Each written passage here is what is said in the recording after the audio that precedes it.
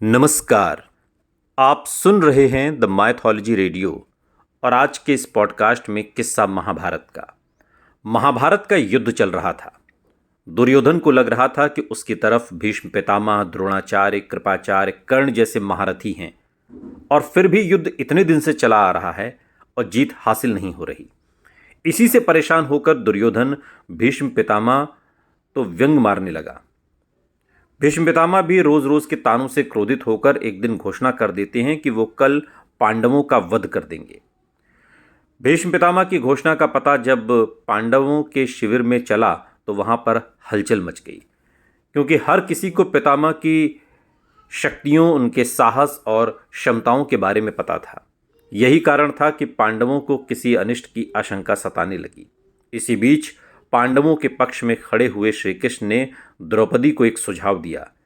श्री कृष्ण ने द्रौपदी से कहा कि अभी मेरे साथ भीष्म पितामह के शिविर में चलो। द्रौपदी भी श्री कृष्ण के साथ चल पड़ी। शिविर तक पहुंचने के बाद श्री कृष्ण ने द्रौपदी को अंदर जाने से पहले कुछ ऐसा कहा जिससे भीष्म पितामह के लिए नामुमकिन हो गया कि वो पांडवों का वध कर सकें। आपको पता है कि क्या कहा था कृष्ण ने द्रौपदी से? कृष्ण ने द्रौपदी से कहा था कि अंदर जाकर भीष्म पितामह को प्रणाम करो। द्रौपदी ने बिल्कुल वैसा ही किया।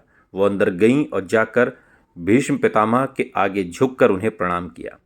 द्रौपदी के प्रणाम करते ही भीष्म पितामह ने उन्हें अखंड सौभाग्यवती भव का आशीर्वाद दे दिया। और फिर द्रौपदी से भीष्म पितामह ने पूछा कि वत्स, इतनी रात में अकेली यहाँ कैसे आई हो? क्या कृष्ण तुमको लेकर आए हैं? तब द्रौपदी ने उन्हें बताया कि हाँ, माधव बाहर ही खड़े हैं। तब भीष्म पितामह भी शिविर से बाहर आए और दोनों ने एक दूसरे को प्रणाम किया। भीष्म पितामह ने तब कृष्ण से कहा कि कृष्ण, मेरे एक वचन को मेरे ही दूसरे वचन से काट देने का काम सिर्फ तुम ही कर सकते हो। पितामह समझ गए थे कि कृष्ण द्रौपदी को लेकर क्यों आए थे, क्योंकि वो द्रौपदी को दिए आशीर्वाद के कारण अगले दिन पांडवों का वध नहीं कर पाए। और इसके बाद शिविर से वापस लौटते वक्त श्री कृष्ण ने द्रौपदी को बताया कि तुम्हारे एक बार जाकर पितामह को प्रणाम करने से तुम्हारे पतियों को जीवन दान मिल गया।